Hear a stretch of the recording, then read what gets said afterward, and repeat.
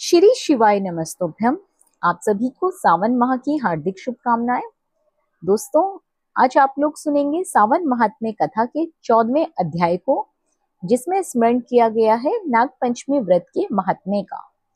तो चलिए महात्म्य कथा को शुरू करते हैं। ईश्वर बोले, हे महामुने, श्रावण मास में जो व्रत करने योग्य है वो मैं आपको बताऊंगा। आप उसे ध्यान से सुनिए। चतुर्थी तिथि को एक बार भोजन करें और पंचमी को नक्त भोजन करें। स्वर्ण, चांदी, काष्ठ अथवा मिट्टी का 5 कणों वाला सुंदर नाग बनाकर पंचमी के दिन उस नाग की भक्ति पूर्वक पूजा करनी चाहिए। द्वार के दोनों ओर गोबर से बड़े बड़े नाग बनाएं और दधि, शुभ दुर्वाकरों, कनेर, मालती, चमेल, चंपा के फूलों से, गंधों से, अक्षतों से, धूपों तथा मनोहर दीपों से उनकी विधिवत पूजा करें। उसके बाद ब्राह्मण को घृत, मोदक और खीर का भोजन कराएं। इसके बाद अनंत वासुकी, शेष, पद्मनाभ, कंबल, करकोटक, अश्व, 8वां धृतराष्ट्र, शंखपाल, काली तथा तक्षक, इन सब नागकुल के अधिपतियों को तथा इनकी माता कद्रू को भी हल्दी और चंदन से दीवार पर लिखकर फूल आदि से इनकी पूजा करें। उसके बाद बुद्धिमान को चाहिए कि वामी में प्रत्यक्ष नागों का पूजन करें और उन्हें दूध पिलाएं। घृत तथा शर्करा मिश्रित पर्याप्त दुग्ध उन्हें अर्पित करें। उस दिन व्यक्ति को लोहे के पात्र में पूड़ी आदि बनानी चाहिए। नैवेद्य के लिए गोधूम का पायस भक्ति पूर्वक अर्पण करें।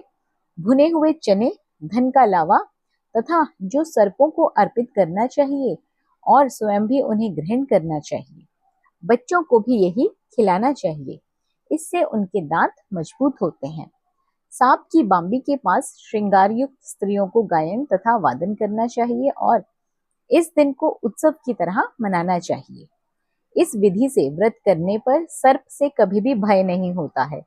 हे विप्र, मैं लोगों के हित की कामना से आपसे कुछ और भी कहूंगा। हे महामुने, आप उसे सुनिए। हे वत्स, नाग के द्वारा डसा गया मनुष्य मरने के बाद अधोगति को प्राप्त होता है और अधोगति में पहुंचकर वह तामसी सर्प होता है। इसकी निवृत्ति के लिए पूर्वोक्त विधि से एक भुक्त आदि समस्त कृत करें और ब्राह्मणों से नाग निर्माण तथा पूजा आदि आदर पूर्वक करवाएं। इस प्रकार 12 मासों में प्रत्येक मास में शुक्ल पक्ष की पंचमी तिथि को इस व्रत का अनुष्ठान करें और वर्ष के पूरा होने पर नागों के निमित्त ब्राह्मणों तथा सन्यासियों को भोजन कराएं। किसी पुराण गाता ब्राह्मण को रतन जड़ित स्वर्ण में नाग तथा सभी उपस्कारों से युक्त तथा बछड़े सहित गौ प्रदान करें। दान के समय सर्वव्यापी, सर्वगामी, सब कुछ प्रदान करने वाले अंत नारायण का स्मरण करते हुए ये कहना चाहिए, हे गोविंद, मेरे कुल में अगर कोई व्यक्ति सर्पदंश से अधोगति को प्राप्त हुए हैं, वे मेरे द्वारा किए गए व्रत तथा दान से मुक्त हो जाएं। ऐसा उच्चारण करके अक्षत युक्त तथा श्वेत चंदन मिश्रित जल वासुदेव के समक्ष भक्ति पूर्वक जल में छोड़ दें। हे मुनिसत्तम, इस विधि से व्रत करने से उसके कुल में जो सभी लोग सर्प के काटने से भविष्य में मृत्यु को प्राप्त होंगे या पूर्व में मर चुके हैं, वे सब सर्वगति प्राप्त करेंगे। साथ ही हे कुलनंदन, इस विधि से व्रत करने वाला अपने सभी वंशजों का उद्धार करके अप्सराओं के द्वारा सेवित होता हुआ शिव सानिध्य प्राप्त करता है। जो मनुष्य वित्त साठ्य से रहित होता है वही इस व्रत का संपूर्ण फल प्राप्त करता है। जो लोग शुक्ल पक्ष की सभी पंचमी तिथियों में नक्त व्रत करके भक्ति संपन्न होकर पुष्प आदि उपहारों से सौभाग्यशाली नागों का पूजन करते हैं, उनके घरों में मणियों की किरणों से विभूषित अंगों वाले सर्प उन्हें अभय दान देने वाले होते हैं और उनके ऊपर प्रसन्न रहते हैं। जो ब्राह्मण ग्रहदान का प्रतिग्रह करते हैं वे भी घोर यातना भोग कर अंत में सर्प योनि को प्राप्त होते हैं।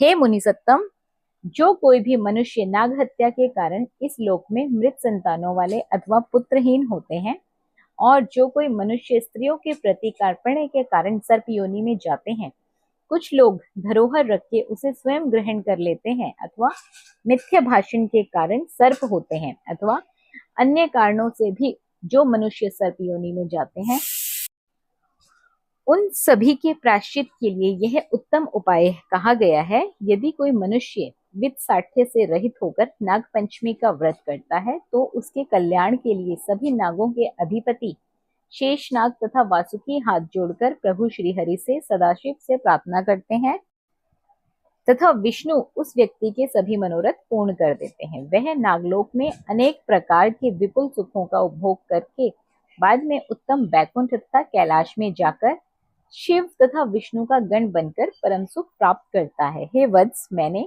आपसे नागों के इस पंचमी व्रत का वर्णन कर दिया। इसके बाद आप अन्य कौन सा व्रत सुनना चाहते हैं उसे मुझे बतलाइए। इस प्रकार श्री स्कंद पुराण के अंतर्गत ईश्वर सनत कुमार संवाद में श्रावण मास महात्म्य में नाग पंचमी व्रत कथन नामक 14वां अध्याय यहाँ पूर्ण होता है। आशा करती हूँ सभी भक्तजनों को नाग पंचमी का ये व्रत कथन जरूर पसंद आया होगा। कथा पसंद आई हो तो कमेंट बॉक्स में हर हर महादेव जरूर लिखें। वीडियो को लाइक और शेयर करके ज्यादा से ज्यादा अपना सहयोग दें। धन्यवाद।